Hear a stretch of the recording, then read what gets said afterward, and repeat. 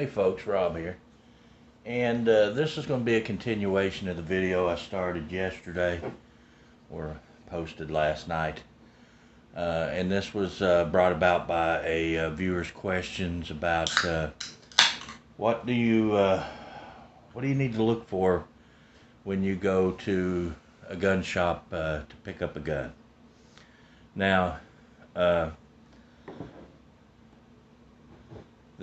this question is kind of a hard question to answer, because if you're purchasing a new gun, which both of these guns were purchased new by me. As a matter of fact, all of these guns were purchased new by me. So when you go to pick up a new gun, what are some of the things you need to look for in a new gun? And we'll start with revolvers. First, you should already kind of have in your mind, you know, what's the purpose? What purpose am I going to use this gun for? Is it going to be a everyday carry gun? Is it going to be a truck gun? Something you keep at your home? You know, what is your use for this gun going to be? Now, in the video last night, for people who have no firearm experience at all, I did recommend a revolver. And the reason I recommend a revolver, it is one of the easiest firearms to learn to use and be somewhat effective with it, and yet be safe. And there's not a lot of frills to a revolver. They're pretty basic. This is a double action, single action revolver. So as I explained last night, the pull of the trigger on this revolver does two functions, and these guns are unloaded.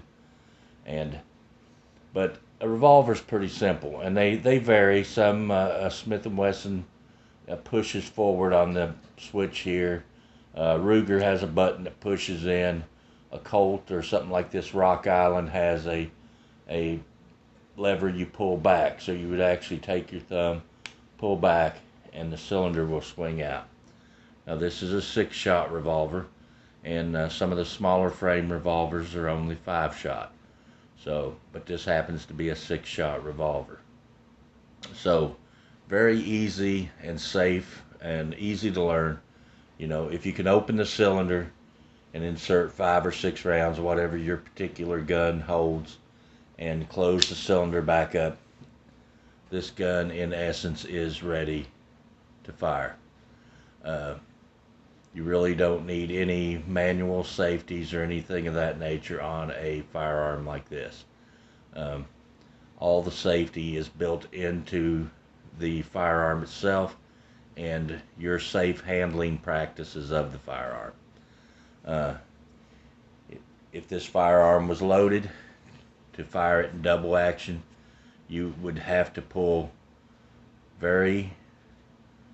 this would have to be a deliberate act. There is no way that you are going to accidentally set off this firearm.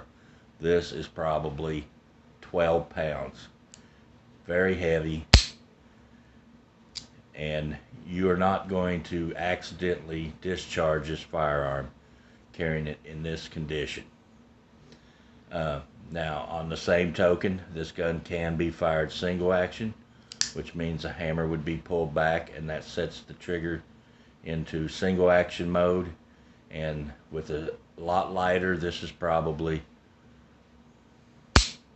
4 or 5 pounds.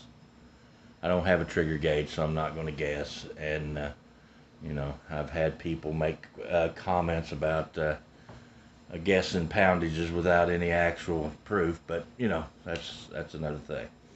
So anyway, if you were to go to the store and you're at a gun shop and you're picking up this gun new, then really the only thing you should really look at on the revolver is the cosmetics. How does it fit in your hand? Does it feel comfortable in your hand? And I always suggest going to like a range or something where you can actually shoot a firearm to see how you will be able to handle that firearm. But, you know, inspect the gun. if it's a used gun, you're going to expect some flaws and things of that nature on a used gun. Uh, but a new gun, inspect the finish. It's probably a good practice to make sure, that your cylinder, as you can see there, that has very little movement in that cylinder. And this is a new gun. This has had less than 50 rounds to it. I did buy it new. It's considered used now.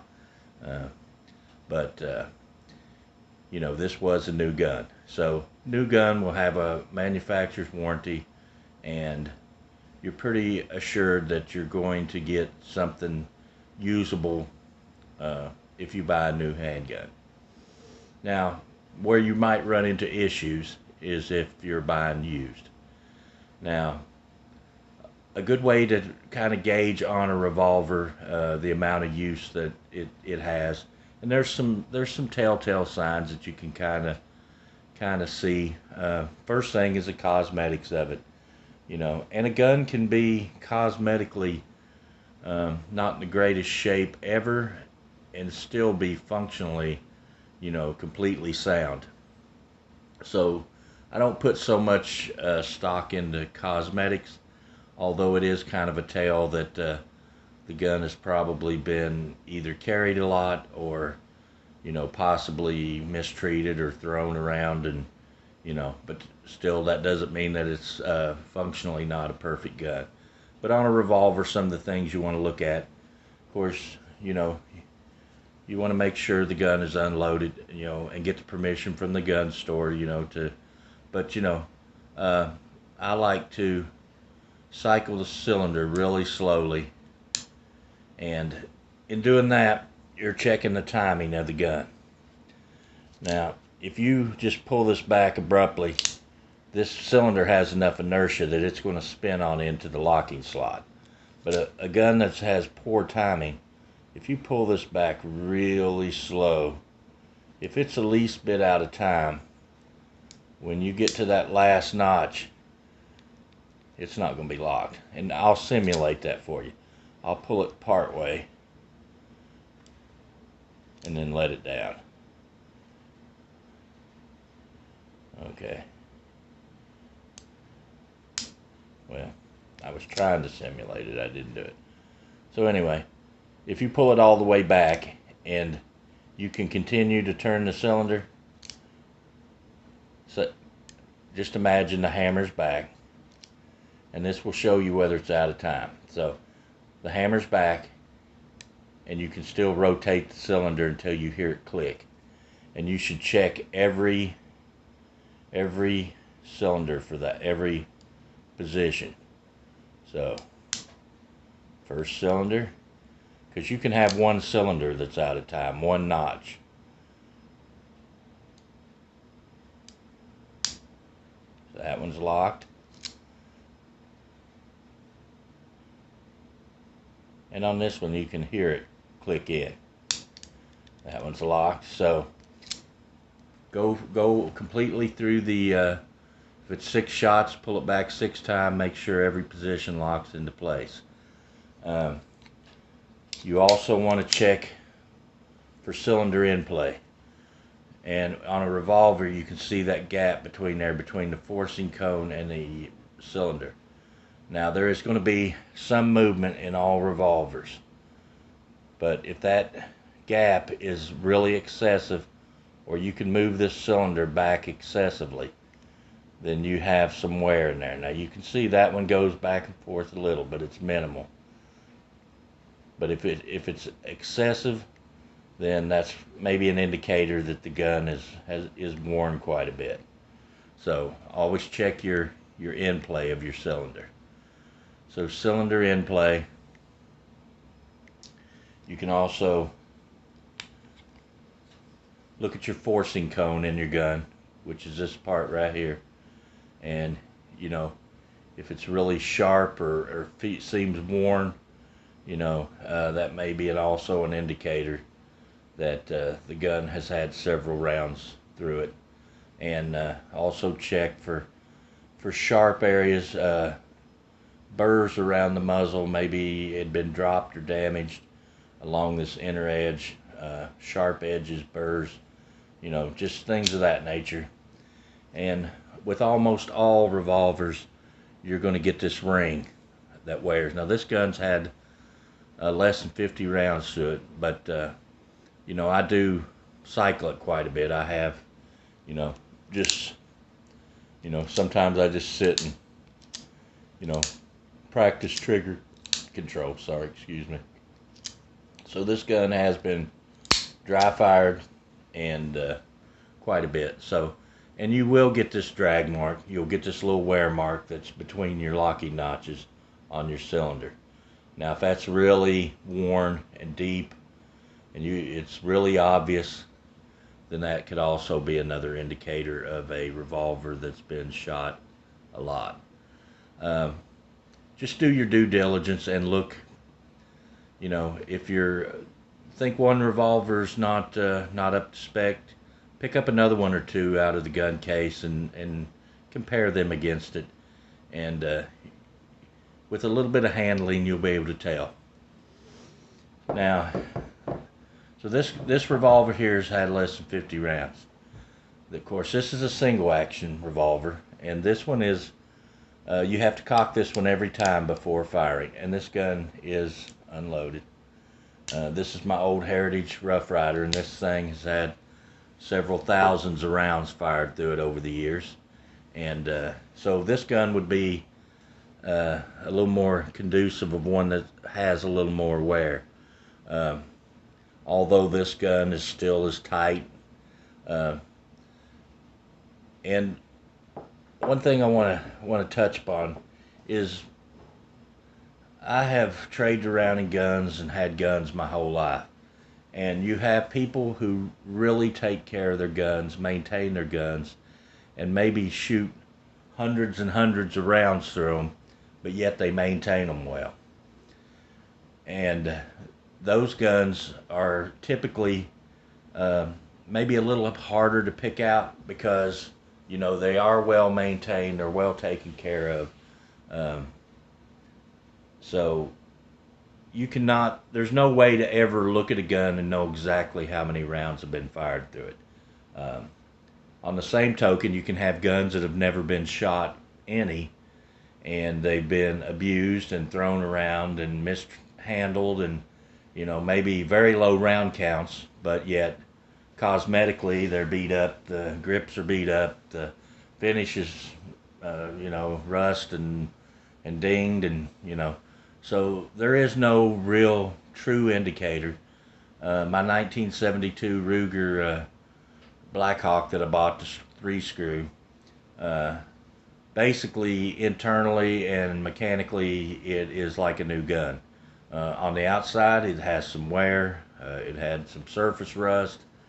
It was far from perfect cosmetically, but mechanically it was completely sound because it had been fired so few times. So anyway, I hope this helps. Just use a little common sense. Look at those things. Look at your timing on a revolver. Biggest thing is timing and cylinder in play, and is the action feel smooth? No binding of the action. Cosmetically doesn't matter as much to me anyway. Of course, one that's cosmetically pristine probably is one that's been shot less, probably, but that's not always the case. So I hope that helps you some when it comes to revolvers. And like I said, if you buy any quality new revolver or pistol for that matter, semi-automatic, you're typically not going to have to inspect it with a fine-tooth comb in order to know that you're getting something of quality. Okay, now let's move on to semi-automatics. Okay, the Springfield XD has had very few rounds through it. My little Ruger LCP2 in 22, I probably already put probably over 1,000 rounds through this gun. Both of these guns were purchased new, And again, some of the things you can look at on a semi-automatic are, of course, you generally want to inspect it for wear. You know, is there holster wear? Is it been carried? You know, is the grip, boogered up from being rubbed against seat belts? Or another indicator is to look at your magazines. Look at your magazine followers. A lot of times they'll form a line through here, and if you look really close, you can see a faint line on this magazine. And one that's been shot a lot, typically the magazine's going to be, excuse me, dirty, maybe rusty. Examine the magazines, and you can tell kind of if that magazine has been cycled a lot, usually by the follower. Look for gouges and stuff in the around the lips of the magazine. Also, just inspect the gun generally.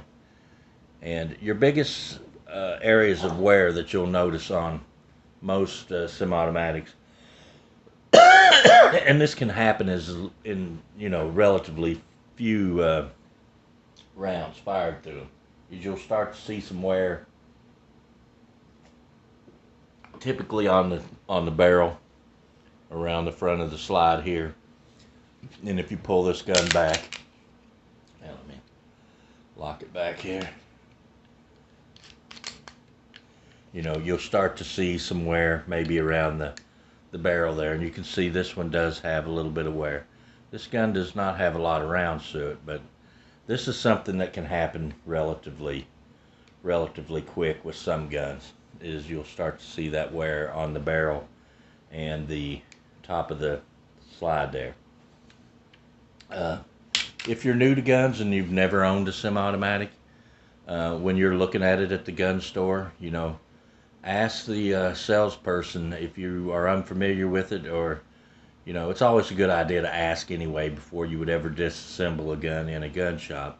But if you're new to this type of firearms, ask the salesperson, hey, can you show me how to disassemble this so I can inspect the internals of the gun?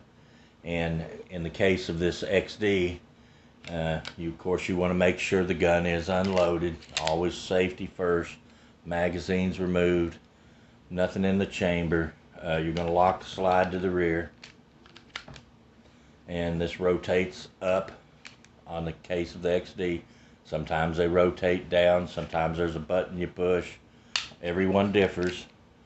And then you pull the trigger and the slide comes off. Now you can inspect the rails. Here are the wear points on the frame of your gun. So inspect the gun generally inside. Is it clean inside? Is it look relatively new inside? Is there a lot of wear on the rails? As you can see right here, there's a little bit of wear on this rail. So that's an indicator that it's had some rounds, although like I said, these are parts that will sometimes show a little bit of wear relatively quick. But a good general idea is just to examine the inside of the gun. Is it clean? Does everything look good? If it's all nasty and dirty and gummed up, then that's an indicator that it's had poor maintenance. So that doesn't mean it's a bad gun. Sometimes you get really good deals on guns that have been mistreated, and you can bring them back to life. But we're talking about people here that are new to firearms. So if you pick up a gun like this and there's heavy wear on the rails, it's crudted up inside, you look at it and it's just like, maybe you should look at something else. Another thing too to look at is your recoil spring. Does it look worn, bent, anything of that nature? Look at the underside here of your You know, is it shiny? Does it look clean inside? Is it, does it look maintained? You can remove your barrel, inspect your feed ramp. Is it polished? Does it look like it has any nicks out of the edges of it? Inspect your barrel, look down your barrel, check your rifling to make sure your rifling is sharp and visible and it looks clean. The chamber looks clean. Excuse me. Inspect your barrel crown and, check for sharp edges, dings around this edge. And have the person show you how to disassemble this firearm, particular to what you're buying. Excuse me. And then reassemble the gun with the XD. You would slide this back on and rotate your lever back down. Function test, and you're good to go. But those are a few of the things to look at, and some of the wear points on a semi-automatic. And like I said, this one has relatively few. The little LCP, of course, this has a stainless barrel, so it's a little harder to, this one actually shows less sign of wear with more rounds than the XD does. So, but again, inspect the gun. Ask, how do I disassemble this gun? Ask them to let you look at the internals if you have any suspicion that it might be not what you want. Most of the time you can look at them, roughly from here. You can examine the barrel, you can check the bore, you can check the feed ramp without disassembling them. Look at your magazine, check the feed ramps, just give it a good going over. And those are some of the things that I would look for when I go to buy a gun. And like I said, if you're buying a new gun, you're not going to have the problems of some wear on the barrel yet. Usually they get test fired from the factory. They don't always clean them after they test fire them, so you might see a little bit of powder residue. But, for the most part, a new gun is going to be as perfect as you can get straight out of the box. So, anyway, and again, this video is for people who are new to firearms. If you're an old hand like me, and you've owned firearms forever, disregard this video. I didn't make this for you. I've made this for people who are new to the firearms community and are looking for a little advice. Like I said, I had a viewer request this video, and I kind of broke it up into two parts, and this is the part where we actually look at the guns, inspect the guns, try to make a judgment as to whether that's the gun for us or not. And like I said yesterday in the other video, you have to take into account what you intend to use the firearm for. If I was looking for a concealed carry gun, I would never buy this. This is not a concealed carry gun.